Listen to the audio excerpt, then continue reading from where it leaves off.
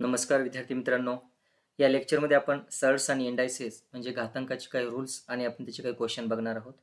चला आपण लेक्चरला स्टार्ट करूया. बघा मित्रांनो, सर्ट्स आणि इंडायसेसमध्ये काही महत्त्वाचे रूल्स आहेत. त्यातला पहिला रूल असा आहे मित्रांनो, जर ए ची पॉवर m गुणिले ए ची पॉवर n असा असेल म्हणजे काय? इथं बघा हा पाया समान आहे आणि मध्ये गुणाकाराचं साइन असेल तर ह्याला तुम्ही असं लिहू शकता ए ची पॉवर m प्लस n म्हणजेच काय?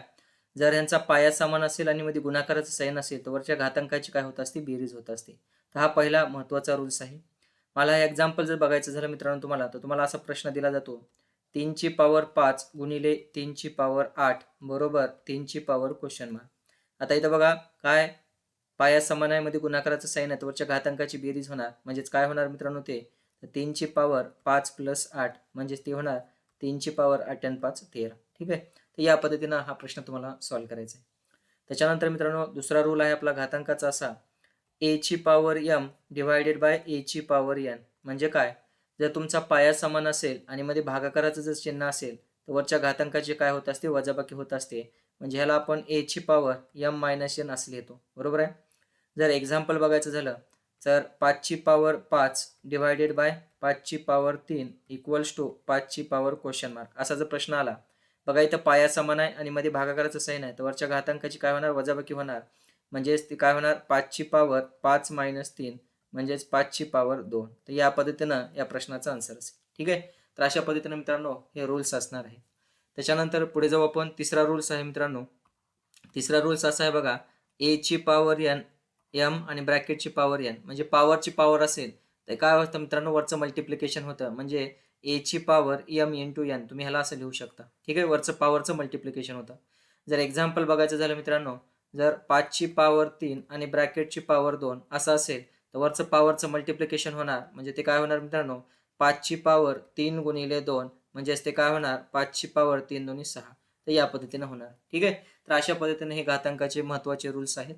पहिला रूल्स काय बघितला आपण? ए ची पॉवर m गुणिले ए ची पॉवर n म्हणजे काय? मध्ये गुणाकाराचं साइन असेल, पाया समान असेल तर वरच्या घातांकाची काय होते? बेरीज होते. दुसरा रूल असा बघितला आपण काय? की जर पाया समान असेल, मध्ये भागाकाराचं साइन असेल तर वरच्या घातांकाची काय होते? वजाबाकी होते. म्हणजे ए ची पॉवर m भागिले ए ची पॉवर n असं असेल तर वरच्या घातांकाची वजाबाकी होणार ए ची पॉवर m मायनस n.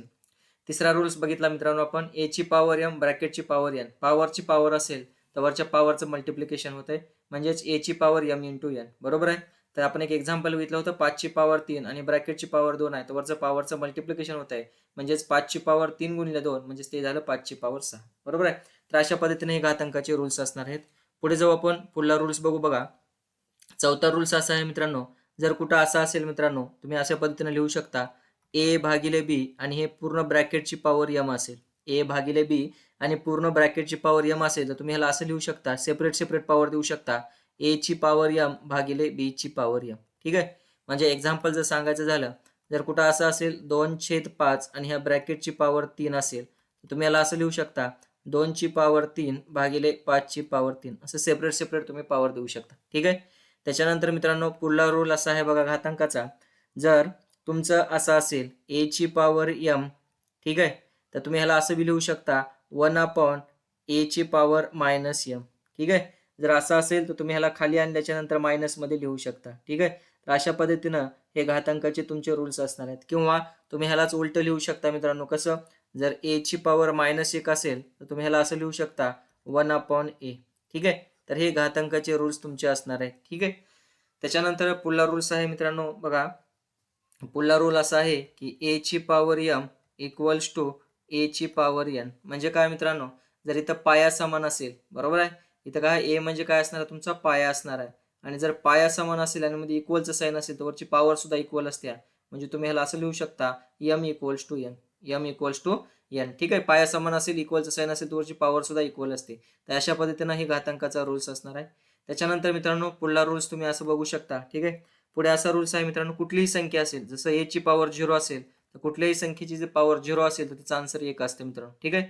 त्याच्यानंतर पुढला रूल आहे, कुठल्याही संख्येची पॉवर 1 असेल, जर ए ची पॉवर 1 असेल तर प्रश्नाचा आन्सर एच असणार. ठीक आहे. तर हे महत्त्वाचे काही रूल्स असणार आहेत. त्याच्यानंतर पुढला रूल्स आहे मित्रांनो या पद्धतीनं, की जर तुमचं असं असेल -1 ची पॉवर n, बरोबर आहे.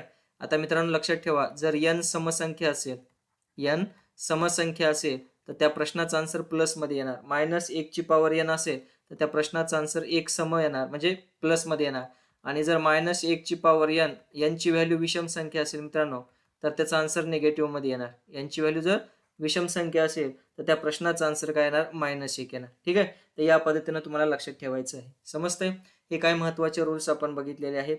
त्याच्यानंतर अजून रूल्स आहेत मित्रांनो. बघा, पुढला रूल असा आहे मित्रांनो, जर a ची पॉवर 1/2 असं असेल तर त्याला तुम्ही असं लिहू शकता मित्रांनो, अंडर रूटमध्ये a. बरोबर आहे? काय लिहू शकता? अंडर रूटमध्ये a. त्याचा रूल्स काय सांगतो? तर तो रूल्स असा आहे मित्रांनो, बघा, जर a ची पॉवर m/n असेल, मग ह्याच्यामध्ये काय असतं मित्रांनो, a काय असतो? तर तुमचा a म्हणजे पाया असणार आहे. a म्हणजे काय? पाया असणार आहे. त्याच्यातला m म्हणजे काय असणार आहे मित्रांनो? तर m म्हणजे तुमचा घात असणार आहे. आणि त्याच्यातलं n म्हणजे काय असणार आहे? तर ते रूट असणार आहे, म्हणजेच मूळ असणार आहे. बरोबर आहे? म्हणजेच a ची पॉवर m/n जर असं असेल तर त्याला, म्हणजे हे a आहे आणि हे पूर्ण ब्रॅकेटची पॉवर m/n असं असेल तर तुम्ही त्याला असं लिहू शकता मित्रांनो. कसं? बघा, हे अंडर रूटमध्ये हे a असणार. m म्हणजे काय रे तुमचा? m म्हणजे घात असणार आहे. तर a ची पॉवर m आणि n म्हणजे काय?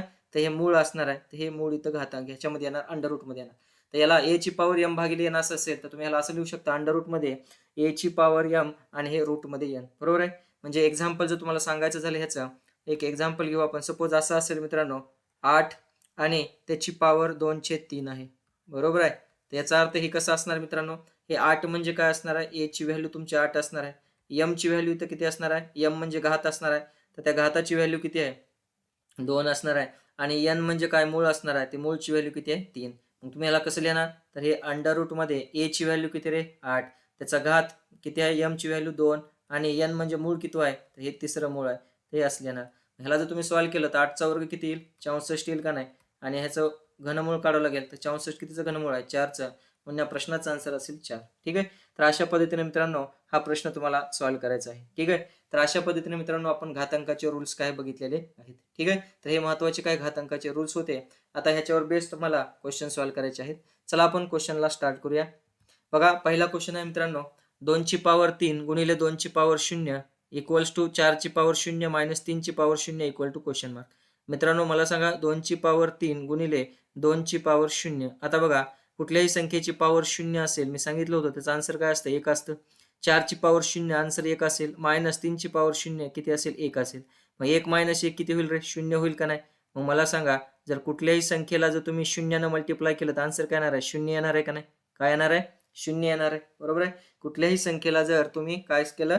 0 ने मल्टिप्लाय केलं तर आन्सर काय येतं? 0च येतं. म्हणून या प्रश्नाचा आन्सर असेल 0, जे तुम्हाला ऑप्शन नंबर सी मध्ये दिसते. ठीक आहे. तर अशा पद्धतीने मित्रांनो या प्रश्नाचं तुमचं आन्सर असणार आहे. समजतंय काय करायलोय आपण? लक्षात ठेवा, कुठल्याही संख्येला जर तुम्ही 0 ने मल्टिप्लाय केलं तर त्या प्रश्नाचं आन्सर काय असणार आहे? तुमचं 0 असणार आहे. काय असणार आहे? 0 असणार आहे. ठीक आहे. समजतंय? तर या पद्धतीने या प्रश्नाचं आन्सर असेल 0. पुढे जाऊ. पुढला प्रश्न मित्रांनो बघा. ठीक आहे. हा पुढला प्रश्न आहे बघा. -1 ची पॉवर 7 गुणिले -1 ची पॉवर 5 गुणिले -1 ची पॉवर 3 गुणिले -1 ची power 2 equal to question mark.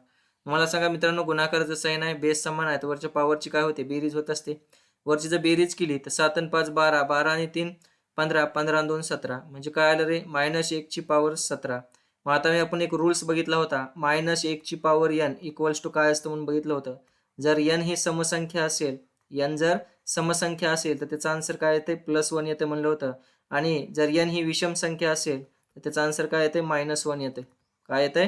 -1 येते म्हणून सांगितलं होतं. बरोबर आहे? आता -1 ची पॉवर 17. आता n पॉवर कशी आहे रे? n विषम संख्या आहे का नाही? म्हणून या प्रश्नाचा आन्सर जो असणार आहे मित्रांनो ते काय असणार आहे? -1 असणार आहे. काय असणार आहे?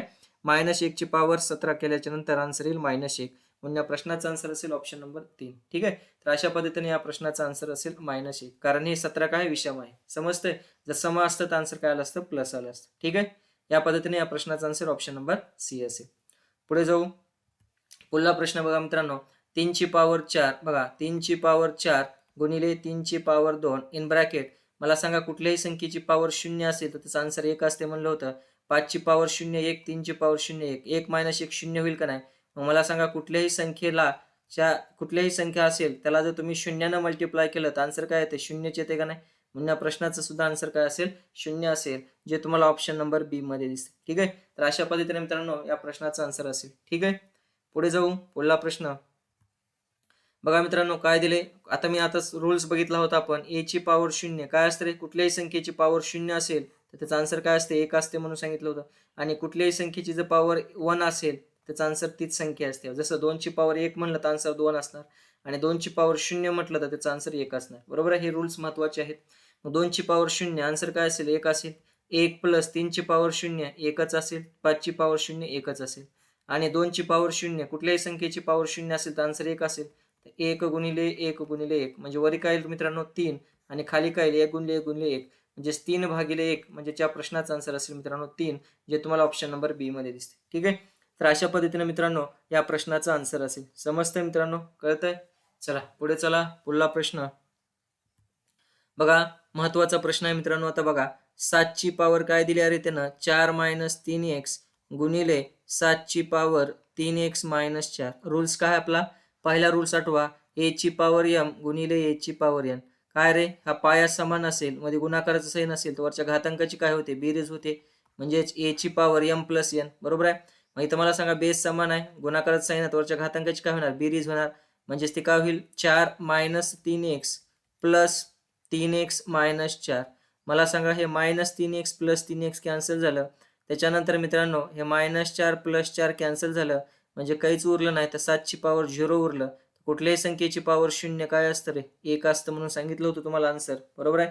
कुठल्याही संख्येची जर पॉवर 0 येत असेल तर त्या प्रश्नाचं आन्सर काय असतं, 1 असते. बरोबर आहे. म्हणून या प्रश्नाचं आन्सर असेल 1, जे तुम्हाला ऑप्शन नंबर 1 मध्ये दिसते. ठीक आहे, समजतं मित्रांनो. तर या पद्धतीने मित्रांनो या प्रश्नाचं आन्सर असेल ऑप्शन नंबर 1. ठीक आहे, पुढे जाऊ. पुढला प्रश्न आता बघा, आपण एक रूल्स बघितला होता मित्रांनो. काय होता रे, बघा a इंटू बी आणि ब्रॅकेटची पॉवर m असेल असं बघितलं होतं आपण. बरोबर आहे. काय सांगितलं होतं रे तुम्हाला, किंवा मग आपण असं एक बघितलं होतं बघा, की जर तुम्हाला एक रूल सांगितला होता की a ची पॉवर m गुणिले b ची पॉवर m, बरोबर आहे, असं असेल तर त्याला तुम्ही असं लिहू शकता, a गुणिले b ब्रॅकेटची पॉवर m. म्हणजे काय, जर तुमचा हा पाया वेगळा असेल पण त्यांचा घात जर सेम असेल, जसं इथं घात समान आहे बघा, बरोबर आहे, पॉवर समान आहे आणि मध्ये गुणाकाराचं साइन असेल तर ह्याला तुम्ही असं लिहू शकता, कसं, a इंटू बी आणि ब्रॅकेटची पॉवर m असं लिहू शकता. बरोबर आहे. त्याच पद्धतीने आहे मित्रांनो, ही a म्हणजे तुमचं 5 असणार आहे आणि b म्हणजे 7 असणार आहे, आणि या दोघांची पॉवर सारखी आहे, ह्याला तुम्ही दोघांची कॉमन पॉवर 3 असं लिहू शकता. म्हणजेच 5 गुणिले 7 ची पॉवर 3 डिवायडेड बाय 35 ची power 2 equals to question mark असं लिहू शकता. हे झालं 7 5 35. मग 35 ची पॉवर 3 डिवायडेड बाय 35 ची पॉवर काय झालं, ते 2 झालं का नाही. मग आता मला सांगा, आपला रूल्स आठवा, ए ची पॉवर m भागिले ए ची पॉवर n. पाया समान असेल, भागाकाराचा साइन असेल तर वरच्या घातांकाची वजाबाकी होते, म्हणजे ए ची पॉवर m मायनस n. इथं पाया समान आहे, मध्ये भागाकाराचा साइन आहे तर वरच्या घातांकाची वजाबाकी होणार. म्हणजेच 35 ची power 3 - 2 equal to question mark, म्हणजेच 35 ची पॉवर 1 होणार. तर कुठल्याही संख्येची पॉवर 1 करा, जसं ए ची पॉवर 1 केलं तर आन्सर हेच असतं. तसं 35 ची पॉवर 1 किती असणार, 35 असणार. म्हणून या प्रश्नाचा आन्सर असेल 35, जे तुम्हाला ऑप्शन नंबर 3 मध्ये दिसते. तर अशा पद्धतीने मित्रांनो हा प्रश्न तुम्हाला सॉल्व्ह करायचा आहे. समजतंय? पुढे जाऊ मित्रांनो. पुढला प्रश्न बघा, आता इथं हा सुद्धा महत्वाचा प्रश्न आहे मित्रांनो. बघा, 2 ची पॉवर 7 गुणिले 2 ची पॉवर -3 आणि ब्रॅकेटची पॉवर काय आहे, x आहे. बरोबर, जर 32 असेल तर x ची व्हॅल्यू काढायच्या. आता इथं काय रे, पाया समान आहे. पहिला रूल आठवा, a ची पॉवर m गुणिले a ची पॉवर n. पाया समान असेल, गुणाकाराचं साइन असेल तर वरच्या घातांकाची बेरीज होते, म्हणजे a ची पॉवर m प्लस n. तसंच आहे इथं बघा, जर पाया समान असेल, गुणाकाराचं साइन असेल तर वरच्या घातांकाची बेरीज होणार. तसं 7 आता प्लस मायनस मायनस होतं, म्हणजे 7 - 3 आणि हे ब्रॅकेटची पॉवर x बरोबर 32. आता अजून एक रूल आठवा मित्रांनो. बघा, हे 2 ची पॉवर 7 मधून 3 गेले, 4 उरले. 2 ची पॉवर 4 आणि ब्रॅकेटची पॉवर x बरोबर 32. तिसरा रूल आठवते का, बघा, a ची पॉवर m आणि ब्रॅकेटची पॉवर n. पॉवरची पॉवर असेल तर वरचं पॉवरचं मल्टिप्लिकेशन होतं बघा, म्हणजे a ची पॉवर m इंटू n. बरोबर आहे. तसंच आहे काही, म्हणजे ह्या पॉवरचं मल्टिप्लिकेशन होणार. म्हणजेच 2 ची पॉवर 4 गुणिले x काय होणार, 4x बरोबर 32. मग ह्या 32 ला मी 2 च्या पॉवर मध्ये लिहू शकतो मित्रांनो. 2 ची पॉवर 4x बरोबर 32 ला मी 2 ची पॉवर 5 लिहू शकतो. बरोबर आहे. मग रूल्स आठवा मित्रांनो, a ची power m equals to a ची पॉवर n. ठीक आहे. म्हणजे काय, जर तुमचा बेस समान असेल मित्रांनो, काय असेल, पाया समान असेल आणि मध्ये इक्वलचं साइन असेल तर वरची पॉवर सुद्धा इक्वल असते. म्हणजेच तुम्ही ह्याला m इक्वल्स टू n लिहू शकता. बघा इथं पाया समान आहे तुमचा 2-2 आहे, मध्ये इक्वलचं साइन आहे तर वरची पॉवर सुद्धा इक्वल असणार. म्हणजेच तुम्ही ह्याला 4x बरोबर 5 लिहू शकता. तर x ची व्हॅल्यू काय येईल मित्रांनो, इकडे 4 भागाकारात येणार तर 5/4 येईल x ची व्हॅल्यू. म्हणून या प्रश्नाचा आन्सर असेल 5/4, जे तुम्हाला ऑप्शन नंबर डी मध्ये दिसतंय. तर अशा पद्धतीने मित्रांनो हा प्रश्न तुम्ही सॉल्व्ह करू शकता. ठीक आहे, समजतंय? पुढे जाऊ मित्रांनो, पुढला प्रश्न. तर विद्यार्थी मित्रांनो, या लेक्चरमध्ये आपण काय बघितलं, तर सल्स आणि इंडायसेस घातांकाचे जे बेसिक रूल होते ते बघितलेले आहेत आणि त्याचे काही एक्झाम्पल आपण बघितलेले आहेत. भेटूया पुढील लेक्चरमध्ये. धन्यवाद.